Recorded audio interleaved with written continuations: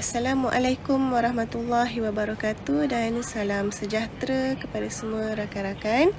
Okey, yang saya hormati Ustaz Muhammad Hambali bin Rashid serta rakan-rakan sekalian. Okey, saya wakil bagi kumpulan 4 yang akan membentangkan tajuk wakaf dan ibtidak. Sebelum itu, saya akan memperkenalkan ahli-ahli kumpulan saya. Okey, yang pertama, Sarnizah binti Mak Yasin. Yang kedua, Nurul Amalina binti Abdul Rashid. Yang ketiga, Umi Kalsum binti Abdul Ghani. Yang keempat, Rashidah binti Hussein. Yang kelima, Hafizah binti Zakaria. Dan yang terakhir, Nurfatin Izzati binti Abdullah, iaitu saya sendiri. Okey, saya sebagai pembentang yang pertama ingin membincangkan topik wakaf. Baiklah, mari kita lihat apa yang dimaksudkan dengan wakaf. Okey, pengertian wakaf ni dia ada dua bahagian. Okey, dari segi istilah dengan segi bahasa. Okey, kita tengok dulu apa itu wakaf dari segi bahasa. Okey, wakaf itu daripada segi bahasa adalah berhenti atau permenahan. Daripada segi istilah pula, menghentikan bacaan pada ayat Al-Quran berpandukan kepada tanda-tanda wakaf. Berhenti itu hendaklah dengan niat kita nak menyambungkan kembali bacaan tersebut dalam waktu sekejap. Okay, wakaf juga merupakan tanda untuk menghentikan bacaan sejenak atau sekejap atau memutuskan bacaan di akhir perkataan untuk bernafas seketika dengan niat ingin menyambung kembali bacaan yang tergendala tadi.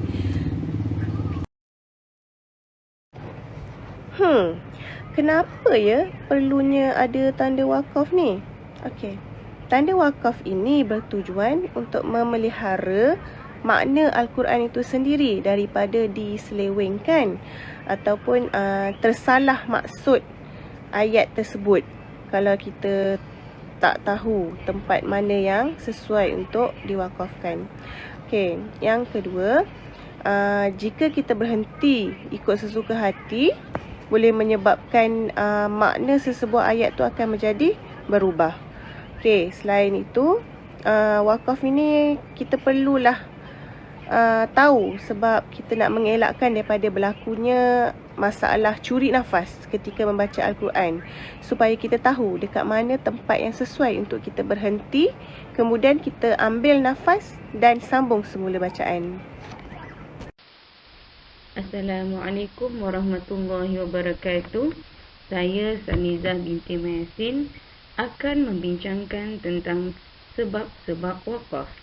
Sebab wakaf ada 3, iaitu yang pertama, wakaf ikhtiyari, kedua, wakaf ikhtibari, dan yang ketiga, wakaf iltirari. Apakah itu wakaf ikhtiyari? Wakaf ikhtiyari ialah wakaf secara biasa, iaitu wakaf dengan sengaja pada tempat-tempat yang dibolehkan wakaf. Biasanya wakaf ini adalah surah yang kita baca sehari-hari. Sebagai contoh, surah Al-Ikhlas. Okey. Sebagai contoh, Bismillahirrahmanirrahim. Qul huwallahu ahad, Allahus samad. Okey. Yang kedua pula, wakaf ikhtibari. Wakaf iaitu wakaf kerana sesuatu pemberitahuan, seperti seorang guru hendak memberitahu pelajarnya terdapat hukum-hukum wakaf pada kalimah tersebut. Okey, ini adalah kebiasaannya adalah seorang guru mengajar anak-anak muridnya tentang hukum-hukum wakaf pada satu-satu kalimah. Dan yang ketiga, wakaf iltirari. Apa itu wakaf iltirari? Wakaf iltirari ialah wakaf kerana terpaksa, seperti wakaf kerana pendek nafas, terlupa ayat, batuk, bersin atau sebab-sebab kecemasan yang lain. Dalam erti kata lain, wakaf iltirari ni seperti wakaf yang emergency. Tengah-tengah baca Quran, kita terbatuk, terbersin, ya, benda-benda yang kita tidak sengaja. Okey, seterusnya syarat-syarat wakaf. Syarat-syarat wakaf ni ada 5. Okey, yang pertama, mematikan satu huruf sahaja bagi suku kata 2 huruf dan huruf akhirnya berbaris sama ada baris di atas, di bawah atau di hadapan. Sebagai contoh, lahu menjadi lah, luhu menjadi luh, bihi menjadi bih. Okey, yang kedua, mematikan huruf terakhir dan memanjangkan sesuatu suara sebelumnya kerana ia didahului oleh huruf mad. Sebagai contoh, Al-Hakimi menjadi Al-Hakim.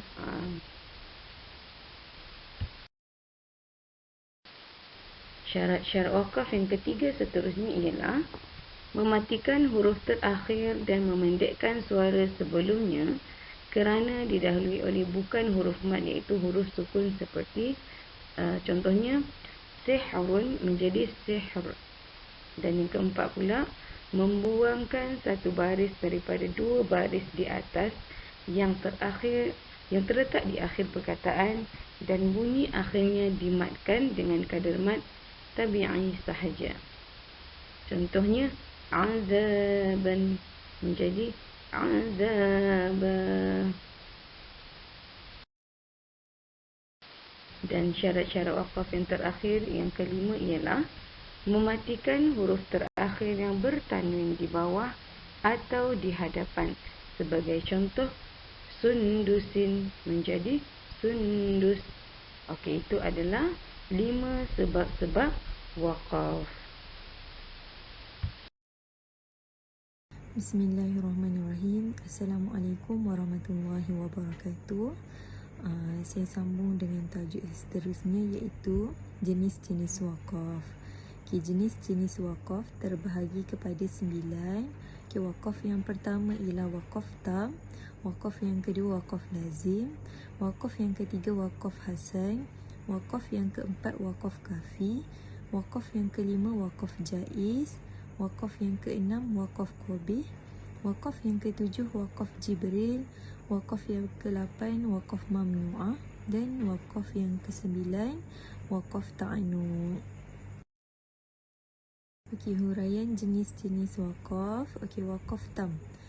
Maksudnya berhentikan bacaan pada mana-mana ayat yang sempurna. Okey, hukum dia baik diwakafkan ataupun diberhentikan dan dimulakan dengan ayat yang baru.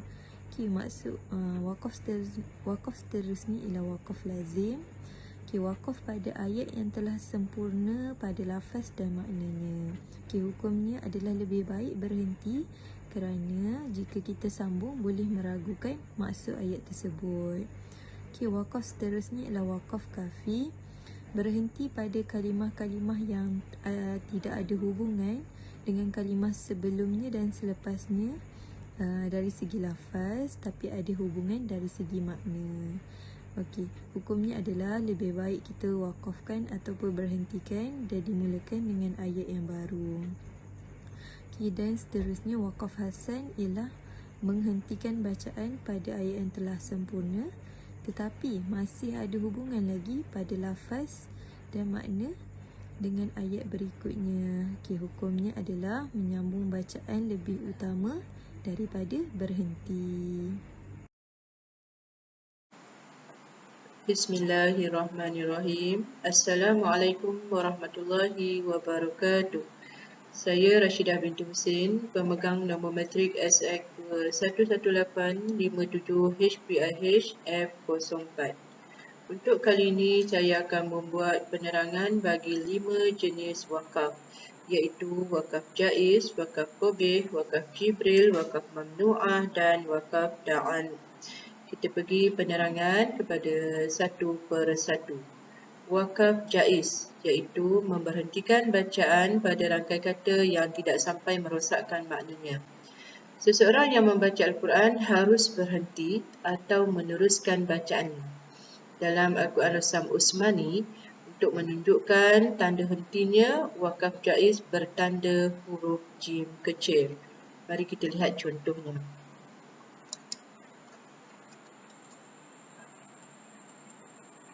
Okey, contoh yang pertama iaitu ada ayat fadlan minallahi wa ni'mah. Okey, kita lihat di situ ada jim kecil iaitu wakaf jaiz. Ayat yang bersambung seterusnya wallahu alimun hakim. Jadi apabila kita terjumpa seperti ini, kita boleh menyambung terus ayat tersebut ataupun berhenti di tanda jim kecil tersebut. Bagi yang hendak menyambung, kita baca begini. Fadlan minallahi wa ni'matan wallahu alimun hakim. Okey, seterusnya pergi kepada wakaf qabih. Wakaf seterusnya ialah wakaf qabih.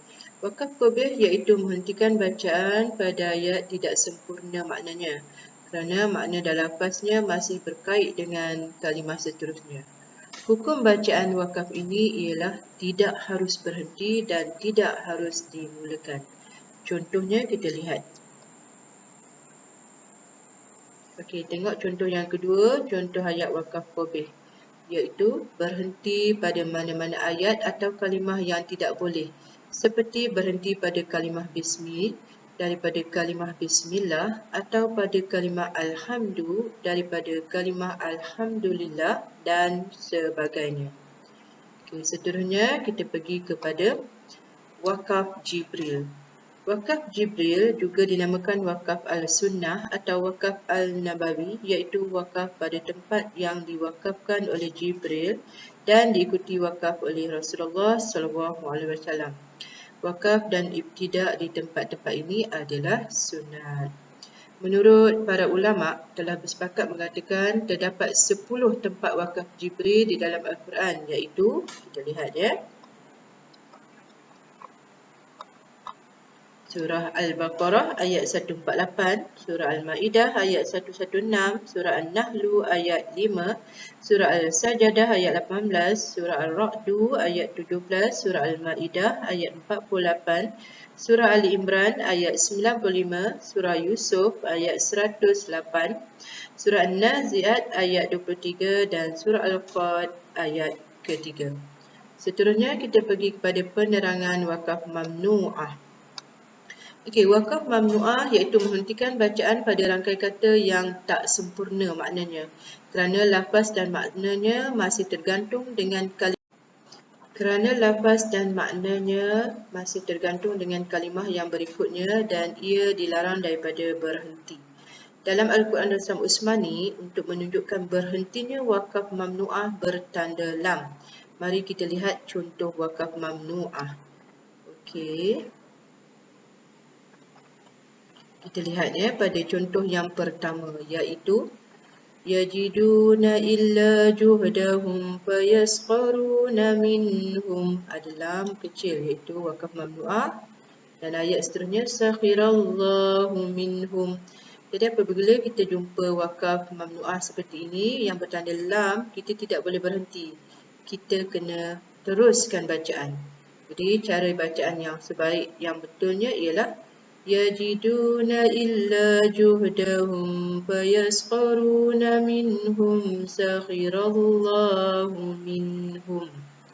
Seterusnya kita pergi kepada wakaf ta'anu, iaitu wakaf yang perlu diperhatikan dahulu oleh pembaca di mana akan memberhentikan bacaan dalam satu ayat di antara dua tempat wakaf yang berhampiran.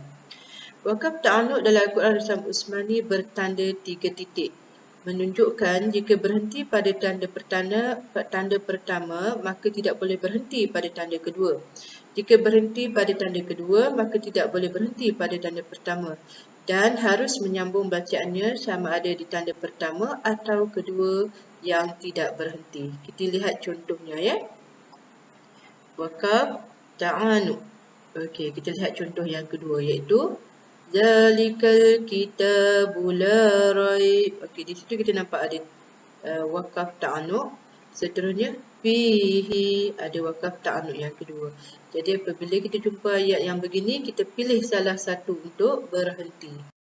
Jadi bacaannya yang mengikut yang dibolehkan ialah Zalikal kitabu la raiba fi hudal lil muttaqin. Sekian daripada saya untuk 5 jenis wakaf. Semoga video ini bermanfaat dalam perkongsian ilmu tajwid kali ini. Sekian, jumpa lagi insya-Allah. Assalamualaikum warahmatullahi wabarakatuh. Bismillahirrahmanirrahim. Assalamualaikum warahmatullahi wabarakatuh. Saya Nurul Amalina binti Abdul Rashid akan meneruskan tajuk tanda-tanda wakaf. Tanda-tanda wakaf yang akan kita pelajari iaitu tanda mim kecil, jim kecil, shad lam, qaf lam, 2.3 bertindih, lam alif dan tanda penghujung ayat. Kesemua tanda-tanda wakaf yang kita akan pelajari pada hari ini ada 7.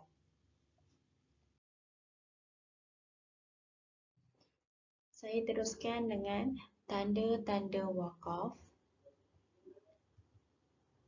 Tanda wakaf yang pertama iaitu tanda mim kecil. Dinamakan wakaf lazim. Cara bacaan, digalakkan wakaf ataupun makna dia digalakkan berhenti. Contoh ayat, A'udzubillahi minasyaitonirrajim. Innama yastajibul ladzina yasma'un. Okey, kita wakafkan bacaan pada wakaf lazim ini dan ambil nafas yang baru. Kita sambung ayat seterusnya. Wal mauta sehingga akhir ayat. Surah Al-An'am ayat 36. Tanda wakaf yang kedua iaitu jim kecil. Dinamakan wakaf jaiz. Cara bacaannya harus wakaf atau wasal. Maksudnya harus berhenti atau sambung. Okey, pada tanda wakaf jaiz ini kita boleh diberi 2 cara bacaan. Jika nafas kita panjang, kita boleh sambung. Jika nafas kita pendek, kita boleh berhenti dan kemudian sambung ayat seterusnya. Contoh, A'udzubillahi minasyaitonirrajim. Waghdud min sautik.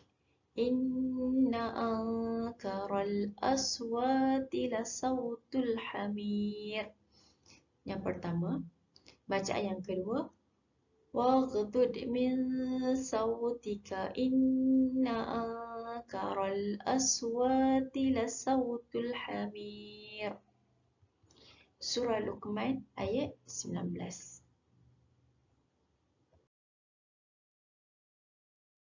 Okey, kita teruskan dengan tanda wakaf yang ketiga iaitu shad lam. Shad lam dinamakan wakaf jaiz tetapi menyambung bacaan lebih baik. Cara bacaan, wasal lebih utama. Maksudnya menyambung lebih utama. Huruf shad diambil daripada perkataan wasal iaitu sambung dan huruf lam diambil daripada perkataan aula iaitu utama. Pada tanda wakaf ini menyambung bacaan itu lebih baik ataupun lebih utama daripada memberhentikan bacaan ataupun mewakafkan bacaan. Contoh ayat, A'udzubillahi minasyaitonirrajim. Sabbaha lillahi ma fis samawati wal ardi wa huwal azizul hakim. Surah Al-Hadid ayat 1. Tanda wakaf yang keempat iaitu qaf lam. Qaf lam dinamakan wakaf jaiz tetapi berhenti lebih baik. Tanda bacaan ataupun cara bacaan dia, wakaf lebih utama. Maksudnya berhentikan bacaan itu lebih utama.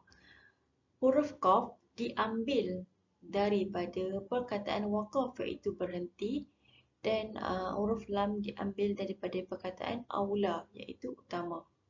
Memberhentikan bacaan itu lebih baik atau lebih utama daripada menyambungkan bacaan. Contoh ayat: A'udzu billahi minasyaitonir rajim wa yatuba 'alaikum wallahu alimun hakim. Okey, kita wakafkan pada kalimah alaikum dan sambung ayat seterusnya sehingga akhir ayat. Surah An-Nisa ayat 26.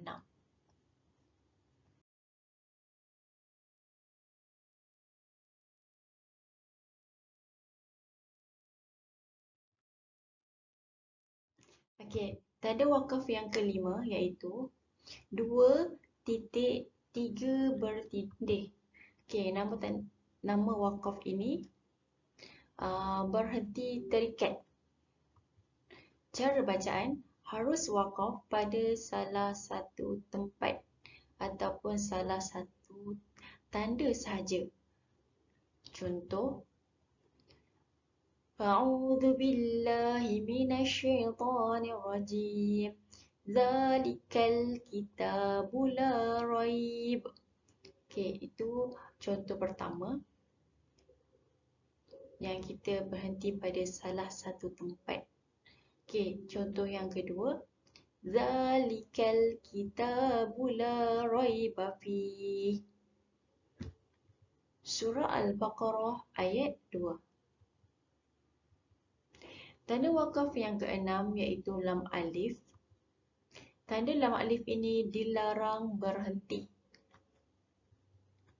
Cara bacaan dilarang berhenti pada kalimah yang terdapat tanda ini. Apabila kita membaca Al-Quran dan berjumpa dengan tanda lam alif ini, kita adalah dilarang berhentikan bacaan. Contoh ayat: A'udzu billahi minasyaitonir rajim. Wa ma lakum la tu'minuna billahi war rasul. Hingga akhir ayat. Surah Al-Hadid ayat 8.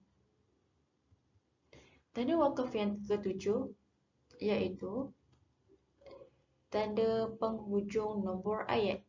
Cara bacaan memberhentikan bacaan pada mana-mana ayat yang sempurna. Okey, di dalam Al-Quran banyak terdapat tanda-tanda ini. Biasanya tanda wakaf ini kita akan jumpa pada penghujung ayat ataupun di akhir ayat. Okey, tanda wakaf ini merupakan wakaf yang sempurna dari segi lafaz dan maknanya. Contoh ayat: A'udzu billahi minasyaitonir rajim. Ar-Rahman 'allamal Qur'an.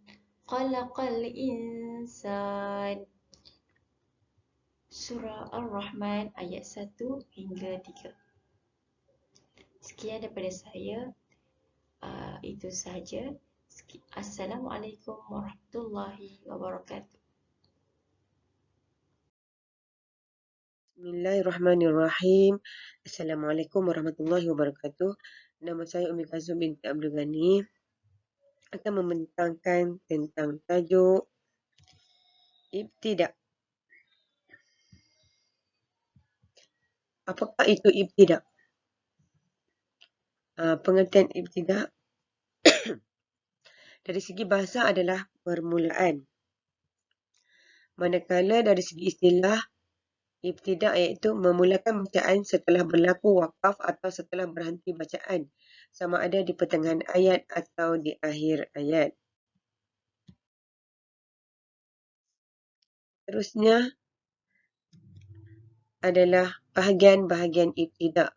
Bahagian ibtida' ni ada 3. Yang pertama adalah ibtida' jaiz, iaitu yang bermaksud permulaan harus, iaitu memulakan bacaan dengan ayat atau kalimah yang berasingan daripada ayat atau kalimah yang terdahulu serta tidak jelas dan tidak mengelirukan maksud ayat tersebut. Contohnya, fa'in lam taf'alu walan taf'alu fattaqun nar. Yang membawa maksud, jika kamu tidak mampu membuatnya, iaitu dan pastilah tidak akan mampu, maka takutlah kamu akan api neraka. Kemudian kita boleh juga dengan memulakan dengan ayat fattaqun nar allati waquduha an-nas wal hijarah uiddat lil kafirin. Yang membawa maksud, maka takutlah kamu akan api neraka yang bahan bakarnya manusia dan batu yang disediakan bagi orang-orang kafir. Ibtidak yang kedua adalah ibtidak khabih. Ibtidak khabih ni pula adalah memulakan bacaan dengan ayat atau kalimah yang masih mempunyai kaitan dengan ayat atau kalimah yang sebelumnya dan boleh mengelirukan maksud ayat tersebut. Ianya tidak harus diibtidakkan kerana mengelirukan. Contohnya, alallazina min qablina, yang membawa maksud kepada orang-orang sebelum kami. Jadi maksud ni memang tak faham. Okey, daripada ayat ولا تحمل علينا إسرا كما حملته على الذين من قبلنا, yang membawa maksud, janganlah engkau bebankan kepada kami yang berat sebagaimana engkau bebankan kepada orang-orang sebelum kami. Dan seterusnya adalah ibtidak akhbah. Ibtidak akhbah ni adalah memulakan bacaan dengan ayat atau kalimah yang mungkin boleh merosakkan maksud ayat, terutamanya mengenai akidah. Ianya dilarang kerana mengubah makna dan jika ia disengajakan akan bawa kepada haram atau kafir. Contohnya, innallaha thalithu thalathah, yang membawa maksud Tuhan itu 3. Bagi mengelak sebarang keraguan dan penyelewengan yang kepada maksud ayat di atas, ia sepatutnya digabungkan atau disambungkan ayat sebelumnya, iaitu contoh dia, laqad kafara allazina qalu innallaha thalithu thalathah, yang membawa maksud sungguh telah kafir orang-orang yang mengatakan bahawa Allah adalah salah satu dari yang 3. Sekian, terima kasih daripada saya. Assalamualaikum warahmatullahi wabarakatuh.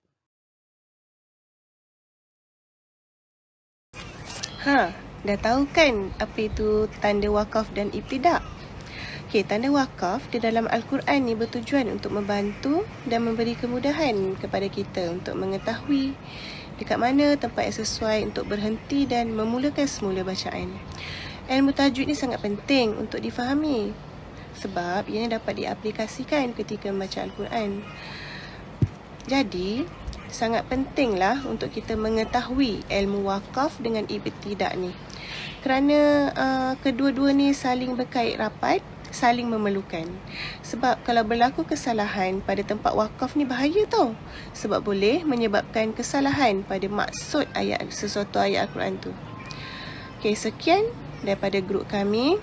Yang baik datangnya daripada Allah dan yang lemah itu datang daripada kami sendiri. Semoga perkongsian ini dapat memberikan manfaat kepada semua, insya-Allah. Sekian, terima kasih. Assalamualaikum warahmatullahi wabarakatuh.